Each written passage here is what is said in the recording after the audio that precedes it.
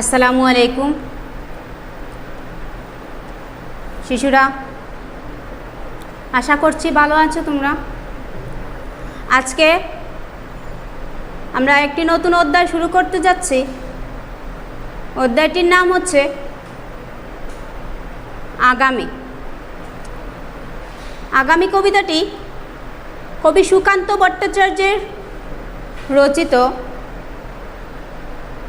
কবি সুকান্ত ভট্টাচার্য জন্মগ্রহণ করেছেন 1926 সালে,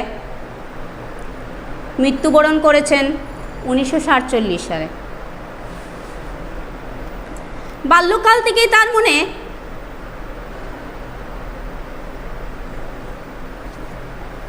একটা সমাজের ঘটে যাওয়া কিছু কুসংস্কার বিরোধী মনোভাব তার মধ্যে জেগে উঠেছিল। তিনি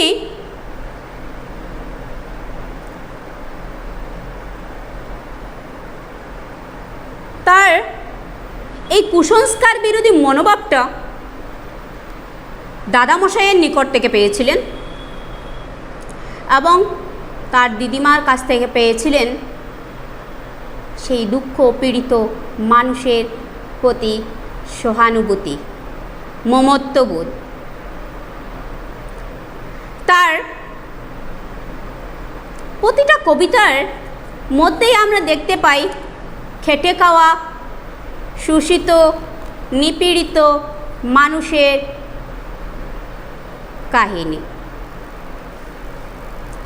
তার কবিতার মধ্যে সেই শোষিত মানুষের দুঃখ দুর্দশা কথা ফুটে উঠেছে। তাকে কেউ কেউ কিশোর কবি বলেছেন, কেউ কেউ বিদ্রোহী কবি বলেছেন, কেউ কেউ আবার বিপ্লবী কবি বলেছেন, কেউ কেউ আবার তাকে সাম্যবাদীও কবি বলেছেন। আমাদের যে আলোচ্য যে কবিতা, সেই কবিতাটি কবি সুকান্ত ভট্টাচার্যের ছাড়পত্র কাব্যগ্রন্থের অন্তর্গত। কবি এই কবিতার মাধ্যমে সমাজের শোষণ, সমাজকে শোষণমুক্ত অর্থাৎ জাতীয় ঐক্য সংহতি বোধ গড়ে তুলতে চেয়েছেন।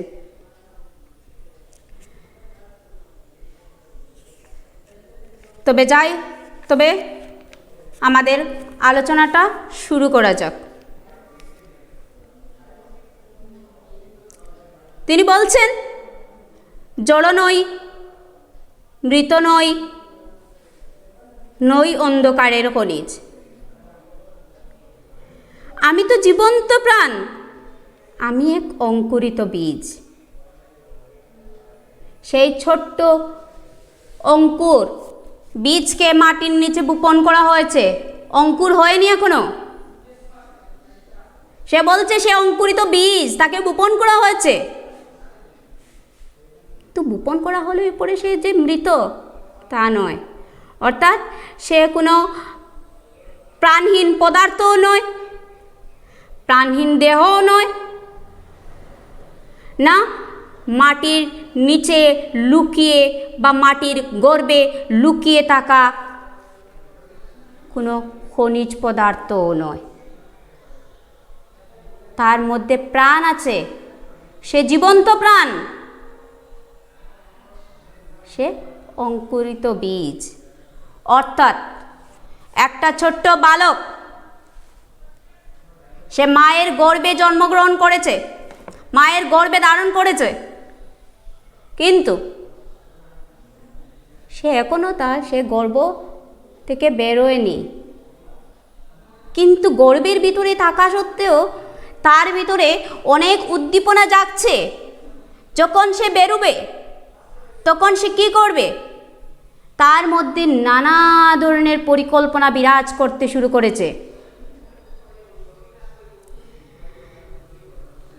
মাটিতে লালিত বিরু শুধু আজ আকাশের ডাকে মেলেছি সন্দিগ্ন চোখ, স্বপ্ন ঘিরে রয়েছে আমাকে। সেই অঙ্কুরিত বীজ বলছে সে আজ মাটির মধ্যে শুধু লালিত পালিত, যখন আকাশ তাকে ডাক দেবে তখন সে বেরুবে। বলছে অর্থাৎ একটা ছোট্ট শিশু, সে বলছে আজ আমি এখনো মায়ের গর্ভে, যখন আমি মায়ের গর্ভ থেকে বের হয়ে যাব তখন আমি আমার নিজ কর্তব্য পালনে একনিষ্ঠ হয়ে যাব। অর্থাৎ সমাজের প্রতি তার কিছু দায়বদ্ধতা আছে। সমাজকে প্রতিকার করতে গিয়ে, কেননা আমাদের সমাজের মধ্যে সেই জাতিভেদ, বর্ণভেদ, কুসংস্কার বিরোধী মনোভাব ইত্যাদি অনেকগুলো দানা বেঁধে আছে। তো সেই মনোভাবকে দূরে সরাতে গিয়ে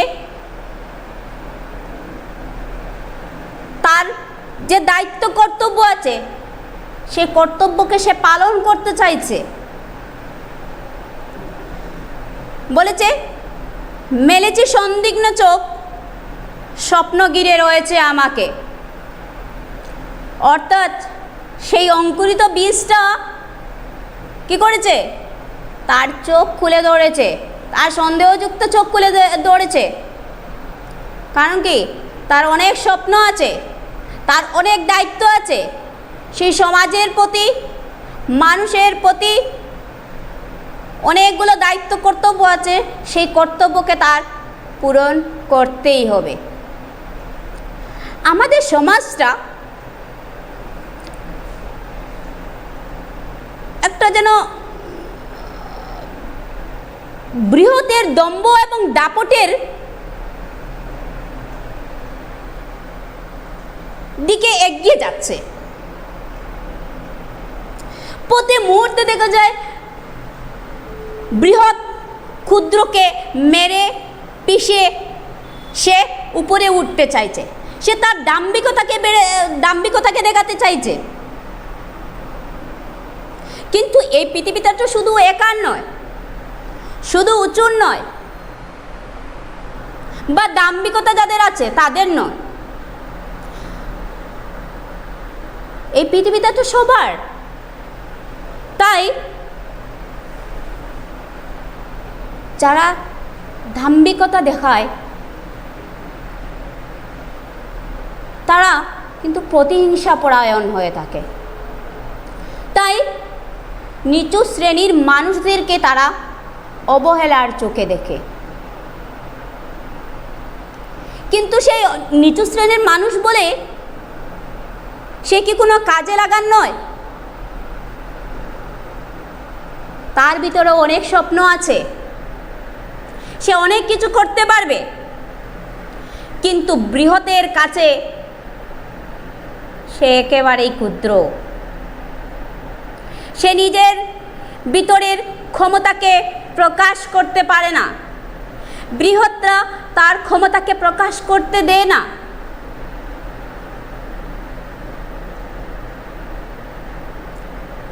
তার ভিতরে অনেক স্বপ্ন আছে, সেও এই পৃথিবীতে জন্মগ্রহণ করেছে, সমাজের প্রতি তারও একটা দায়বদ্ধতা আছে, কর্তব্য আছে, কিন্তু সেই কর্তব্য পূরণ করতে তাকে দেওয়া হয় না, তাকে দূরে সরিয়ে রাখা হয়।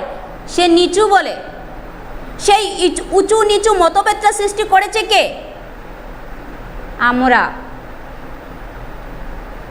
যাদের দাম্ভিকতা একটু বেশি, যাদের দাপট একটু বেশি, তারাই এই প্রতিহিংসা সৃষ্টি করেছি এবং মানুষের মধ্যে সেই প্রতিহিংসা ঢুকিয়ে দিয়েছি।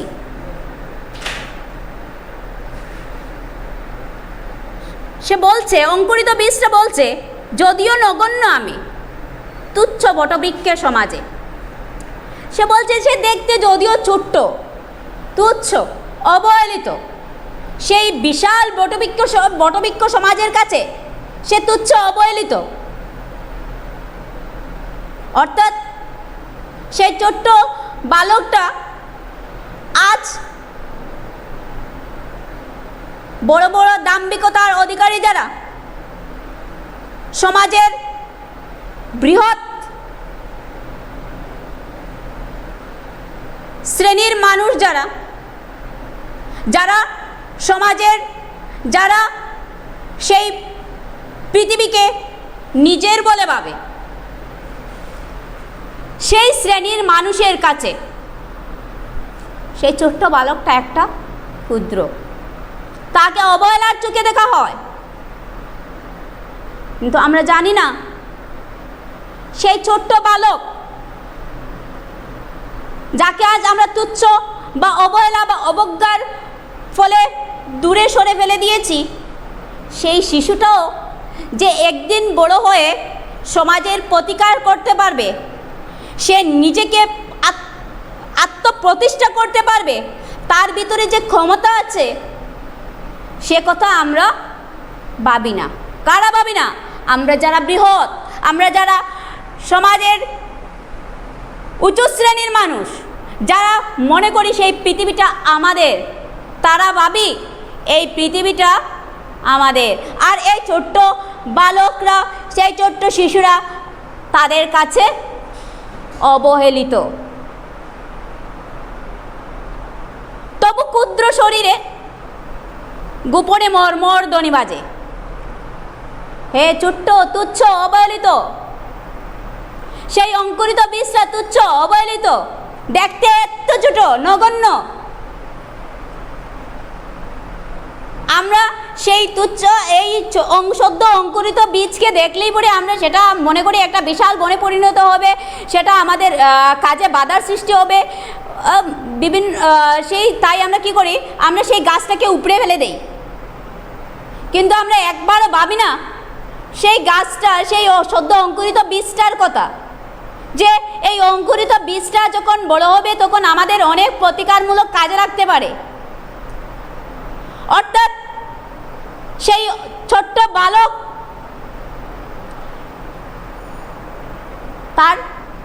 সে দেখতে ছোট হলেও তার ভিতরে কাজের উদ্দীপনা আছে,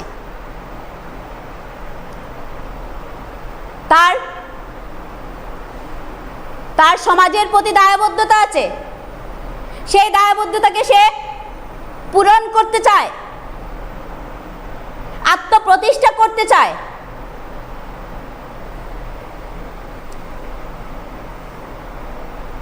তার দু চোখ ভরে আছে স্বপ্ন, সমাজকে অবহেলা হাত থেকে দূরে সরানো, শোষণের হাত থেকে দূরে সরিয়ে একটা সুন্দর সমাজ গড়ে তোলার। তার এই ক্ষুদ্র শরীরে গোপনে মর্মর ধ্বনি বাজছে।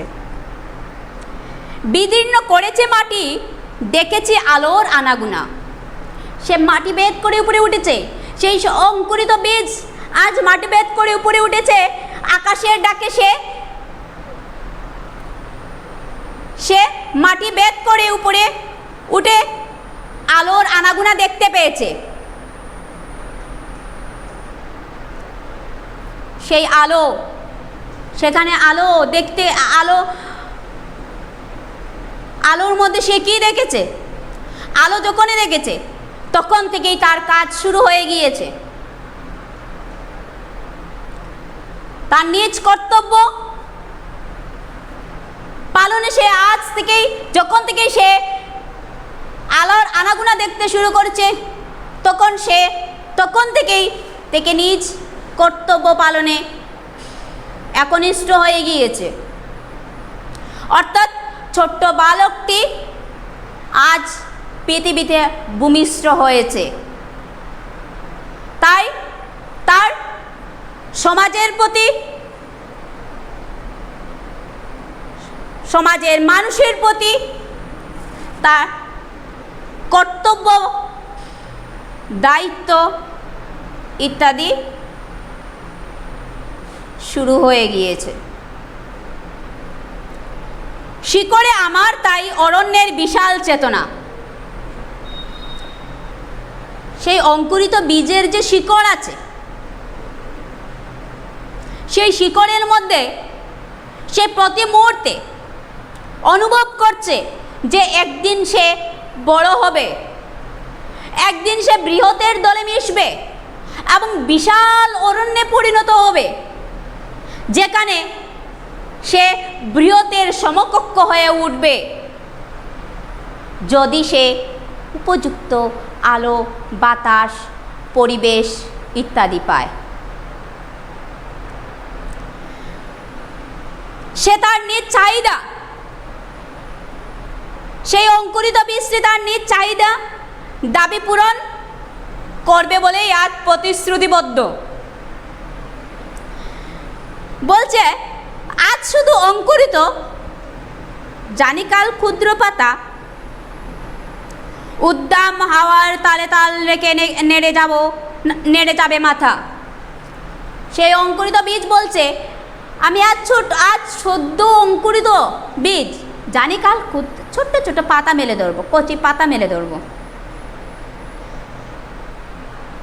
তারপরও উদ্দাম হাওয়ার তালে আমি যখন বৃহতের দলে মিশে যাব, তখন তাদের সাথে পাল্লা রেখে আমি সবাইকে আমার আলো, বাতাস ইত্যাদি প্রদান করব। অর্থাৎ সেই ছোট্ট বালকটির বলছে আমি যখন বড় হয়ে সমাজের প্রতিকারমূলক কাজে, অর্থাৎ নিজ দায়িত্ব এবং কর্তব্যে এগিয়ে যাব,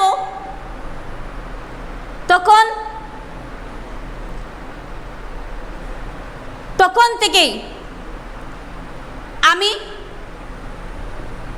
সমাজের সর্বশ্রেণীর মানুষের সাথে তাল রেখে চলব, সব শ্রেণীর মানুষকে এক করে দেখব, সবাইকে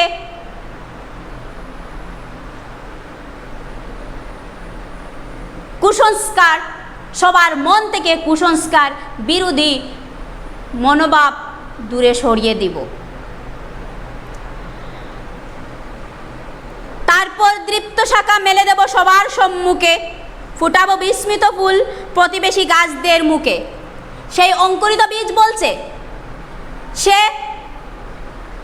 তার আস্তে আস্তে তার শাখা প্রশাখা মেলে ধরবে, তারপর সে এমন বিস্মিত ফুল ফুটাবে যে ফুল দেখে প্রতিবেশী গাছরা যেন অবাক হয়ে তার দিকে তাকায়। অর্থাৎ সেই ছোট্ট বালকটি বলছে আমি যখন বৃহতের দলে মিশে যাব, তখন আমি এমন কাজ করব যে কাজকে দেখে সমাজের সর্বশ্রেণীর মানুষরা যেন আমার দিকে হা করে তাকিয়ে থাকে, অবাক হয়ে আমার দিকে তাকায়। সংহত কঠিন ঝড়ে দৃঢ়পান প্রত্যেক শিকড়, শাখায় শাখায় বাঁধা প্রত্যাহত হবে জানি ঝড়। সে বলছে, সে অঙ্কুরিত বীজ বলছে জানি আমি বৃহতের দলে মিশতে গেলে আমাকে প্রতি মুহূর্তে অনেক বাধা বিঘ্নতার সম্মুখীন হতে হবে। আমার প্রতিটা শিকড়ে শিকড়ে বাধা রয়েছে, আমি বাধাপ্রাপ্ত হব। তারপরও আমি দমিয়ে থাকব না, আমি পিছপা হব না। অর্থাৎ সমাজকে কুসংস্কারের হাত থেকে বাঁচাতে গেলে অনেক কঠোর সমস্যার সম্মুখীন হতে হবে, কিন্তু সেই বালকটি প্রতিশ্রুতিবদ্ধ যে সমাজকে সংস্কার করবে। সেই সমাজকে সংস্কারের মাধ্যমে নিজেকে আত্মপ্রতিষ্ঠা করতে চাইছে। অঙ্কুরিত বন্ধু যত মাথা তুলে আমারই আহ্বানে, জানি তাহা মুখরিত হবে নব অরণ্যের গানে। বলছে এই অঙ্কুরিত সে যখন বৃহতের দলে মিশবে, আরও যত অঙ্কুরিত বীজ সবাইকে তার দলে সে টানবে, এবং সে যখন এমন বিস্তৃত ফুল ফুটাবে যে প্রতিবেশীরা তাকে তাদের দলে টানবে।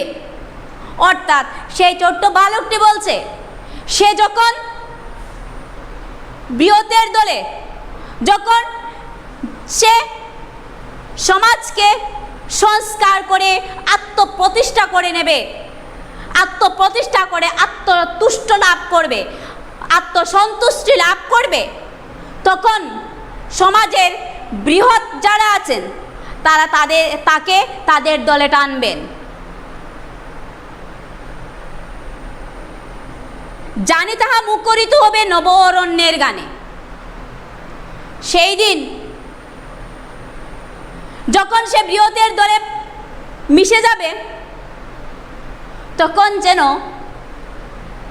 অরণ্যে, সমস্ত অরণ্য মুখরিত হয়ে উঠবে একটা নতুন গানে, নতুন ধ্বনিতে, নতুন সুরে মুখরিত হয়ে উঠবে। অর্থাৎ সেই ছোট্ট বালকটা বলছে আমি যখন বৃহতের দলে মিশে যাব, তখন সেই পরিবেশটা যেন একটা সুন্দর পরিবেশ হিসাবে গড়ে উঠবে। সমাজের মানুষরা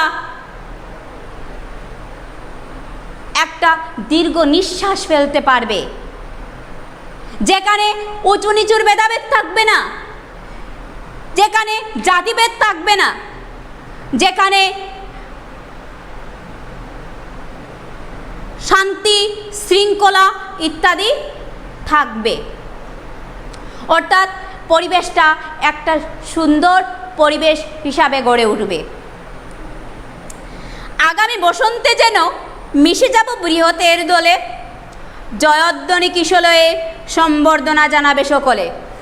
সে অঙ্কুরিত বীজটা বলছে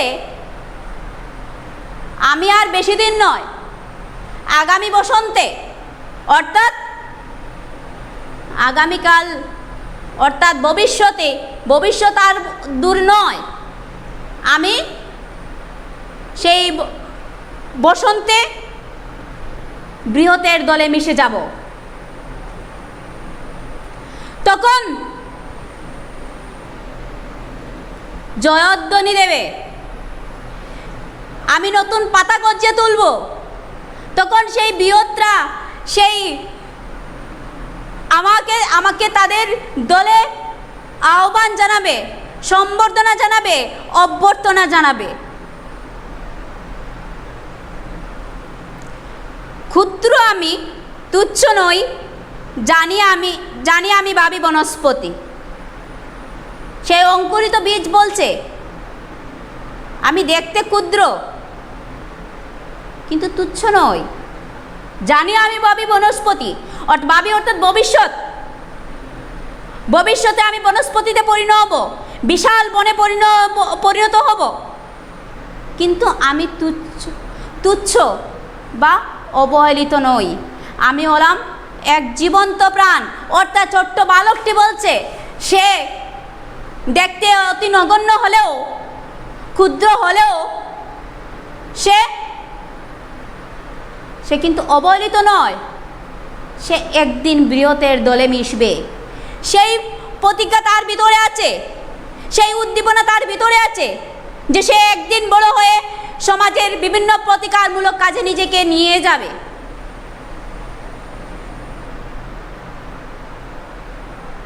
বৃষ্টির মাটির রসে আমি তারিত সম্মতি,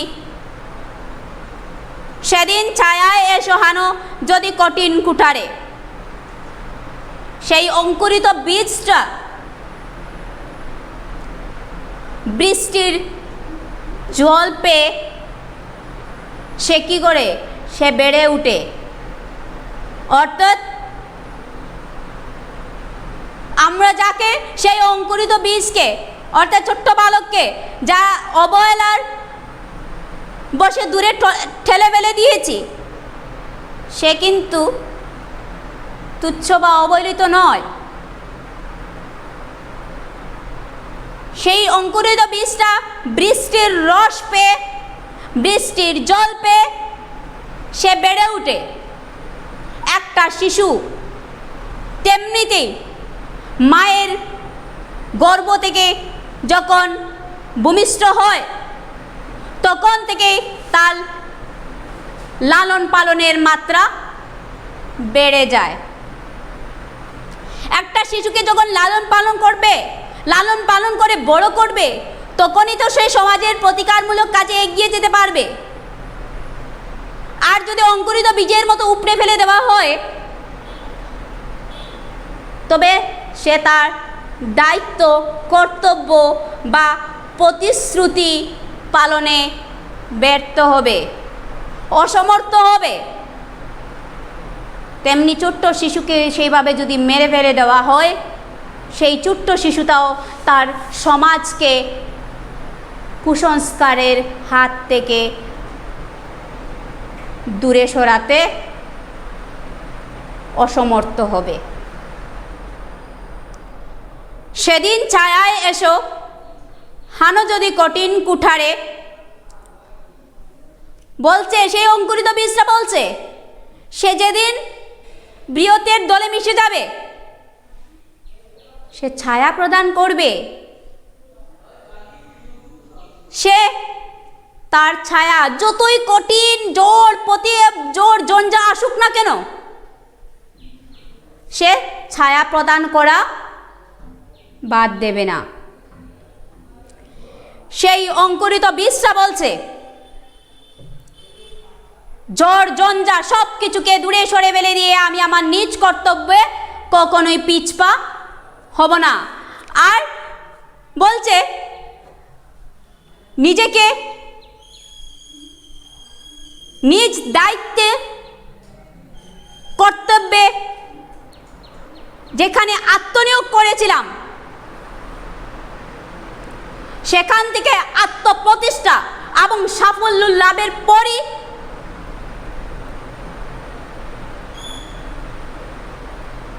সেখান থেকে ফিরব। অর্থাৎ সে কখনো সেই অঙ্কুরিত বীজ বলছে তবুও তোমায় আমি হাত ছানি দেব বারে বারে। সে ঝড় ঝঞ্ঝাট, বিপদ, প্রতিকূলতা আসুক না কেন, সে ছায়া প্রদান করবে এবং সবাইকে হাত ছানি দিয়ে ডাকবে তার ছায়ায় আশ্রয়স্থল হওয়ার জন্য।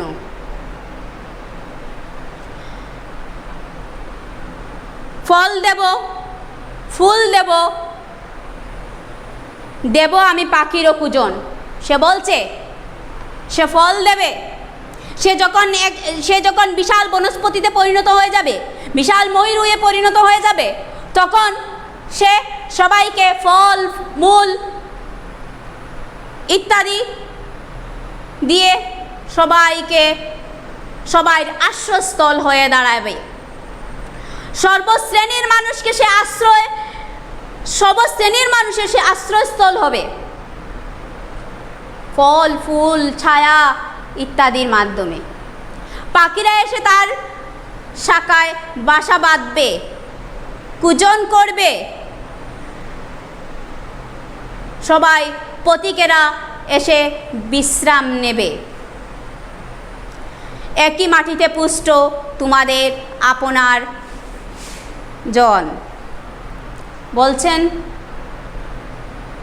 সবাই তো, এই পৃথিবীটা তো সবার, তাই আমরা সবাই একই মাটিতে পুষ্ট, অর্থাৎ লালিত পালিত হব।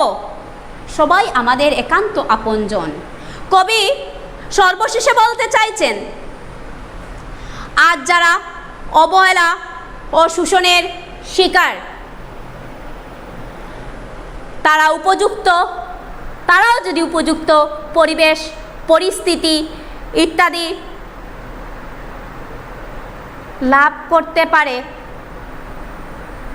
লাভ করে যদি বৃহতের সমকক্ষ হয়ে উঠতে পারে, তবে একটা শান্তিপূর্ণ সমাজ, একটা সুন্দর সুষ্ঠু সমাজ ও পরিবেশ গড়ে উঠবে। যেখানে থাকবে না, যেটা কবি চাইছেন যে এই সমাজের মধ্যে বৃহৎ ক্ষুদ্র, উচ্চ নিচ, জাতিভেদ, বর্ণভেদ ইত্যাদি যেন না থাকে, একটা সুষ্ঠু সুন্দর সমাজ গড়ে ওঠে। তাই কবিতার মাধ্যমে তিনি তার সেই মনোভাবটা ব্যক্ত করেছেন। তিনি চাইছেন সবাই যেন মিলেমিশে একাকার হয়ে থাকুক, এটাই কবির স্বপ্ন। এই কবিতাটিতেই কবির এই দৃঢ়প্রত্যয়ের মনোভাব ব্যক্ত হয়েছে, তাই কবির কবিতাটা সার্থকতা লাভ করেছে। তো শিশুরা, আমাদের আলোচনা শেষ পর্যায়ে এসে গিয়েছে, তাই আজ আমাদের আলোচনা এতটুকুই। তোমাদের কোনো কিছু জানার ইচ্ছে হয়ে যদি থাকে, তবে তোমরা অর্থাৎ শব্দের অর্থ বা কোনো লাইনের অর্থ যদি তোমাদের জানার ইচ্ছা হয়, তবে তোমরা আমাকে কমেন্ট বক্সের মাধ্যমে জানাবে। ধন্যবাদ।